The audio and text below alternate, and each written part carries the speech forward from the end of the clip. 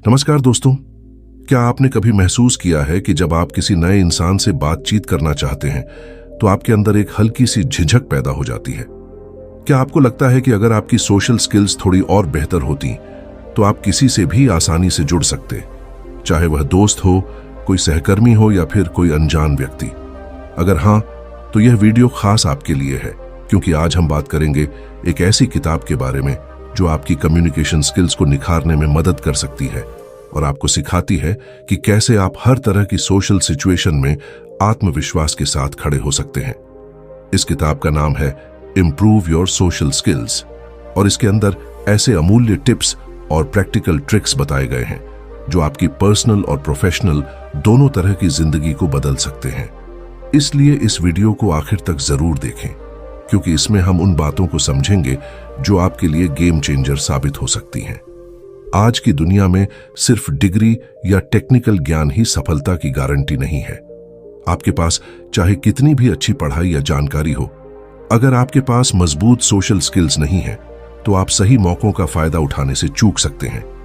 Social skills का मतलब सिर्फ बातचीत करना नहीं है, बल्कि यह एक ऐसी कला है जो आपको सिखाती है कि कैसे प्रभावी तरीके से संवाद करना है, रिश्ते बनाने हैं और दूसरों पर एक सकारात्मक प्रभाव छोड़ना है। ये स्किल्स हर जगह काम आती हैं, चाहे आप किसी जॉब इंटरव्यू में बैठे हों, बिजनेस मीटिंग में हों, किसी सामाजिक इवेंट में शामिल हों या फिर सिर्फ एक नए दोस्त से पहली बार मिल रहे हों। सोशल स्किल्स जरूरी क्यों हैं? क्योंकि ये आपकी जिंदगी के 4 बड़े हिस्सों को सीधा प्रभावित करती है। सबसे पहले कम्युनिकेशन। जब आप साफ और आत्मविश्वास के साथ अपनी बात रखते हैं तो गलतफहमियां कम होती हैं और सामने वाला आपकी सोच को आसानी से समझ लेता है। इससे आपकी पर्सनल लाइफ में भी रिश्ते बेहतर होते हैं और प्रोफेशनल लाइफ में भी आप एक भरोसेमंद इंसान माने जाते हैं। दूसरा, अच्छे रिश्ते और नेटवर्किंग। अगर आप लोगों के साथ जुड़ने और रिश्ते बनाने की क्षमता रखते हैं तो आपको जिंदगी में ज्यादा अवसर मिलते हैं। यही रिश्ते आपको आगे बढ़ने का रास्ता खोलते हैं। तीसरा, आत्मविश्वास। जब आप जानते हैं कि आप किसी भी माहौल में घुल मिल सकते हैं तो आपके अंदर एक अलग ही आत्मनिर्भरता आती है। और चौथा, लीडरशिप। अगर आप अपने विचारों को सही तरीके से रख सकते हैं और लोगों की भावनाओं को समझ सकते हैं तो लोग आपके प्रभाव में आते हैं और आपको एक लीडर के रूप में स्वीकार करते हैं। अब बहुत से लोग यह सोचते हैं कि अच्छे कम्युनिकेटर या सोशल इंसान बनना एक जन्मजात टैलेंट है, यानी कुछ लोग जन्म से ही आत्मविश्वासी होते हैं और बाकी लोग चाहकर भी ऐसा नहीं बन सकते। लेकिन यह सच नहीं है।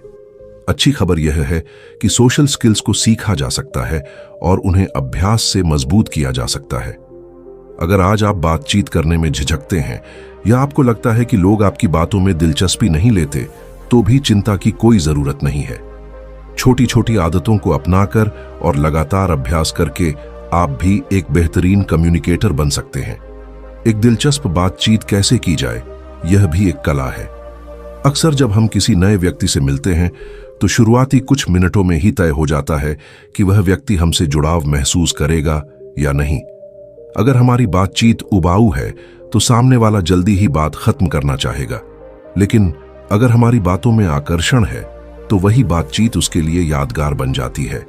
इस किताब में कहा गया है कि एक अच्छी बातचीत को दिलचस्प बनाने के लिए 3 चीजें बेहद जरूरी हैं। पहली चीज है एक्टिव लिसनिंग, यानी सक्रिय रूप से सुनना। सुनने और सिर्फ सुनने का दिखावा करने में बड़ा फर्क होता है। कई बार हम सामने वाले की बात सुनते तो हैं, लेकिन हमारे दिमाग में पहले से ही अगले जवाब की तैयारी चल रही होती है। यह सही तरीका नहीं है। एक्टिव लिसनिंग का मतलब है सामने वाले पर पूरा ध्यान देना, उसके शब्दों और भावनाओं को समझना और बीच बीच में सही प्रतिक्रिया देना, ताकि उसे महसूस हो कि उसकी बात आपके लिए मायने रखती है। एक्टिव लिसनिंग का अभ्यास करने के लिए आप आंखों में आंखें डालकर बात करें। हल्के हाव भाव से यह जताएं कि आप सुन रहे हैं, जैसे सिर हिलाना या छोटे छोटे शब्द कहना, जैसे अच्छा, हां समझा, फिर क्या हुआ। जब कोई आपको अपना अनुभव बता रहा हो तो उसमें और गहराई से पूछें, जैसे फिर आपने क्या किया, आपको कैसा लगा। लेकिन ध्यान रखें, गलती ना करें। सामने वाले की बात काटना बीच में अपनी राय ठूंस देना, बातचीत के दौरान फोन में व्यस्त रहना या अधीर होकर जल्दी जल्दी जवाब देना एक्टिव लिसनिंग को बिगाड़ देता है। दूसरी चीज है बॉडी लैंग्वेज। आप क्या बोलते हैं, उससे ज्यादा लोग इस बात पर ध्यान देते हैं कि आप उसे कैसे बोलते हैं। आपके हाव भाव, आपके चेहरे के भाव, आपका बैठने और खड़े होने का तरीका, ये सब आपके संदेश को और ताकतवर बनाते हैं।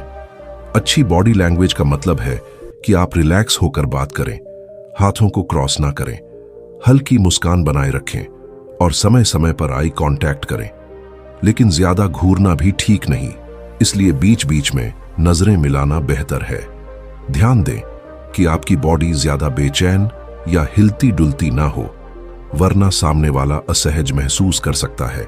तीसरी चीज है जिज्ञासा यानी क्यूरियोसिटी। अगर आप चाहते हैं कि बातचीत स्वाभाविक रूप से आगे बढ़े, तो आपको सामने वाले व्यक्ति में ईमानदारी से दिलचस्पी लेनी होगी। कोई भी व्यक्ति तब ज्यादा जुड़ाव महसूस करता है जब उसे लगता है कि आप उसकी बातों को गंभीरता से ले रहे हैं। सवाल पूछना इसका सबसे अच्छा तरीका है। अगर वह आपको अपने शौक या किसी अनुभव के बारे में बता रहा है, तो उस पर और जानकारी मांगे। जैसे, वाह, यह तो अच्छा है, आपने यह कब शुरू किया, या इसमें आपको सबसे अच्छा क्या लगता है। सामने वाले की पसंद और रुचियों में रुचि दिखाना भी एक बढ़िया आदत है। और हां, गलती यह ना करें कि सिर्फ अपने बारे में बोलते रहें और दूसरे को मौका ही ना दें। बातचीत हमेशा दो तरफा होनी चाहिए। अगर आप इन 3 बातों पर ध्यान देंगे, सक्रिय रूप से सुनना, अपनी बॉडी लैंग्वेज सुधारना और सामने वाले में सच्ची रुचि दिखाना, तो आप किसी भी बातचीत को आकर्षक और यादगार बना सकते हैं। अब आती है आत्मविश्वास की बात। कई लोग सामाजिक स्थितियों में झिझकते हैं। उन्हें लगता है कि लोग उनके बारे में क्या सोचेंगे, या कहीं वे कुछ गलत तो नहीं बोल देंगे। लेकिन आत्मविश्वास कोई जादू नहीं है, यह एक आदत है जिसे धीरे धीरे मजबूत किया जा सकता है। इस किताब में 3 तरीके बताए गए हैं जिनसे आप अपने अंदर आत्मविश्वास ला सकते हैं। पहला है प्रैक्टिस। जितना ज्यादा आप बातचीत करेंगे, उतना बेहतर बनेंगे। कोई भी स्किल बिना अभ्यास के विकसित नहीं होती। चाहे खेल हो, संगीत हो या सोशल स्किल्स, प्रैक्टिस ही कुंजी है। हर दिन किसी नए व्यक्ति से बात करने की कोशिश करें। यह जरूरी नहीं कि वह कोई बड़ा परिचित हो। आप दुकान के सेल्समैन से, कैब ड्राइवर से या ऑफिस के किसी सहकर्मी से छोटी छोटी बातें करके शुरुआत कर सकते हैं। आप खुद को छोटे छोटे चैलेंज दें, जैसे किसी अजनबी से रास्ता पूछना या काउंटर पर ऑर्डर देते समय मुस्कुराकर बात करना। यहां तक कि आईने के सामने खड़े होकर खुद से बात करना भी आपकी आवाज और हाव भाव को सुधार सकता है। शुरुआत में अजीब जरूर लगेगा, लेकिन धीरे धीरे यही प्रैक्टिस आपका आत्मविश्वास बढ़ा देगी। दूसरा है सेल्फ टॉक को सुधारना। हमारी सोच हमारे आत्मविश्वास को सीधा प्रभावित करती है। अगर हम खुद से बार बार यही कहें कि मैं अच्छा स्पीकर नहीं हूं या लोग मेरी बातों में दिलचस्पी नहीं लेंगे, तो यह नेगेटिव सोच सच में हमारे व्यवहार को प्रभावित करती है। लेकिन अगर हम खुद से सकारात्मक बातें कहें, जैसे मैं हर दिन बेहतर हो रहा हूं, लोग मेरी बातें सुनना पसंद करते हैं, मैं आत्मविश्वासी हूं, तो हमारा दिमाग उसी हिसाब से काम करने लगता है। इसलिए अपने दिमाग को बार बार पॉजिटिव संकेत दें। जब भी घबराहट हो, खुद से कहें, मैं कर सकता हूं। तीसरा है छोटी शुरुआत करना। अगर आप बहुत ज्यादा इंट्रोवर्ट हैं और भीड़ के सामने बोलने से डरते हैं, तो तुरंत बड़े मंच पर जाने की जरूरत नहीं है। पहले छोटे छोटे कदम उठाएं, जैसे किसी अजनबी से कैसे हैं आप पूछना, या किसी जानकार से आज का दिन कैसा रहा। अगर आमने सामने बातचीत में झिझक है, तो पहले ऑनलाइन चैटिंग या मैसेज से प्रैक्टिस करें। धीरे धीरे अपने कंफर्ट जोन से बाहर निकलें। पहले 2-3 लोगों के सामने बोलें, फिर धीरे धीरे बड़े ग्रुप में। आप दोस्तों के बीच कोई कहानी सुना सकते हैं या ऑफिस मीटिंग में अपने विचार रख सकते हैं। गलती यह होगी कि आप सीधे ही बड़े मंच पर जाने की कोशिश करें और असफल होने पर खुद को दोष दें। याद रखें, आत्मविश्वास छोटे कदमों से ही मजबूत होता है। जब आप अपने आत्मविश्वास को छोटे छोटे कदमों से बढ़ाते हैं, तो आप पाएंगे कि धीरे धीरे आपके अंदर एक अलग ही ऊर्जा आने लगती है। लोग आपकी बातों को ज्यादा ध्यान से सुनने लगते हैं और आपको एक गंभीर और भरोसेमंद इंसान मानने लगते हैं। याद रखिए, आत्मविश्वास का मतलब यह नहीं है कि आप हमेशा परफेक्ट तरीके से बोलें। आत्मविश्वास का असली मतलब यह है कि आप गलती करने के बाद भी खुद को संभाल कर फिर से खड़े हो सकें। यही सोच आपको बाकी लोगों से अलग बनाती है। अब सवाल यह है कि नए दोस्त और मजबूत कनेक्शन कैसे बनाए जाएं? क्या आपको भी कभी लगता है कि लोग आपसे ज्यादा जुड़ना नहीं चाहते? या फिर जब आप किसी नए व्यक्ति से बातचीत शुरू करना चाहते हैं तो सामने वाला उतना इंटरेस्टेड नहीं दिखता? अगर हां, तो परेशान मत होइए। असल में दोस्ती और नेटवर्किंग एक कला है और यह कला आप आसानी से सीख सकते हैं। इस किताब में बताया गया है कि लंबे समय तक टिकने वाले रिश्ते बनाने के लिए सबसे जरूरी है एक गिव एंड टेक अप्रोच। यानी अगर आप चाहते हैं कि लोग आपके साथ जुड़े रहें तो आपको भी उन्हें कुछ देना होगा, चाहे वह समय हो, मदद हो, सलाह हो या सिर्फ एक ईमानदार सुनने वाला कान। लोगों के साथ ऐसे रिश्ते बनाइए जहां वे आपको सिर्फ एक इंसान की तरह देखें, न कि किसी सेल्फिश मकसद के लिए जुड़े हुए व्यक्ति की तरह। जब आप किसी की बिना स्वार्थ मदद करते हैं तो उस रिश्ते की नींव मजबूत हो जाती है और यही रिश्ते लंबे समय तक आपका साथ निभाते हैं। कई बार यह मदद बहुत छोटी हो सकती है, जैसे किसी की बात ध्यान से सुनना, उन्हें कोई जानकारी देना या फिर मुश्किल वक्त में उनका हौसला बढ़ाना। लेकिन सामने वाले के लिए यह छोटी चीजें बहुत बड़ी साबित हो सकती हैं। ये भी दोस्ती या नेटवर्किंग में एक और अहम चीज है, दूसरे की रुचियों में रुचि दिखाना। आपको कभी कभी ऐसा महसूस हुआ होगा कि कोई इंसान सिर्फ अपनी ही बातें करता रहता है और आपकी तरफ बिल्कुल ध्यान नहीं देता। ऐसे इंसान के साथ दोबारा बातचीत करने का मन नहीं करता। तो अगर आप अच्छे रिश्ते बनाना चाहते हैं तो इस गलती से बचें। बातचीत हमेशा दो तरफा होनी चाहिए। सामने वाले की पसंद, शौक और सोच को समझने की कोशिश करें। मान लीजिए कोई व्यक्ति म्यूजिक पसंद करता है और आपको उसके बारे में ज्यादा जानकारी नहीं है, फिर भी आप उससे पूछ सकते हैं कि उसका फेवरेट गाना कौन सा है या उसे किस सिंगर की आवाज सबसे ज्यादा पसंद है। इस तरह की बातें सामने वाले को यह महसूस कराती हैं कि आप सच में उसमें दिलचस्पी ले रहे हैं और यही जुड़ाव धीरे धीरे गहरी दोस्ती में बदल सकता है। तीसरी चीज है रेगुलर कम्युनिकेशन। दोस्ती और रिश्ते सिर्फ बनाकर छोड़ देने से नहीं चलते, उन्हें निभाना पड़ता है। अगर आप किसी से लंबे समय तक संपर्क नहीं रखते तो धीरे धीरे रिश्ता कमजोर हो जाता है। इसलिए छोटे छोटे मैसेज भेजना, फोन करना या किसी खास मौके पर उन्हें याद करना बेहद जरूरी है।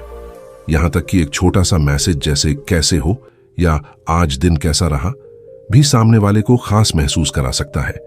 सोचिए, अगर आप सिर्फ तब संपर्क करते हैं जब आपको उनकी जरूरत होती है तो सामने वाला कैसा महसूस करेगा? उसे लगेगा कि आप सिर्फ अपना फायदा देख रहे हैं। इसलिए रिश्ते बनाने का मतलब सिर्फ जरूरत के वक्त फोन करना नहीं है, बल्कि समय समय पर जुड़ाव बनाए रखना है। यही जुड़ाव आपको एक भरोसेमंद दोस्त और प्रोफेशनल कनेक्टर बनाता है। अब आइए बात करते हैं उस चीज की जो इन सब के पीछे की असली ताकत है, आपका माइंडसेट। क्योंकि अगर आपका माइंडसेट सही नहीं है तो चाहे आपके पास कितनी भी ट्रिक्स और टिप्स क्यों ना हो, आप उन्हें लंबे समय तक इस्तेमाल नहीं कर पाएंगे। माइंडसेट का मतलब है आपका सोचने का तरीका। क्या आप सोचते हैं कि लोग आपसे जुड़ना नहीं चाहते? या फिर क्या आप यह मानते हैं कि आप कभी अच्छे स्पीकर नहीं बन सकते? अगर हां, तो यह सोच ही आपकी सबसे बड़ी रुकावट है। याद रखिए, हमारी सोच हमारी हकीकत बनाती है। अगर आप अपने दिमाग में यह मान लेंगे कि मैं बदल सकता हूं, मैं सीख सकता हूं और मैं एक बेहतर इंसान बन सकता हूं, तो आपका व्यवहार उसी हिसाब से ढलने लगेगा। लेकिन अगर आप बार बार यह सोचते रहेंगे कि मैं कभी नहीं बदलूंगा, तो फिर सच में आप कभी नहीं बदल पाएंगे।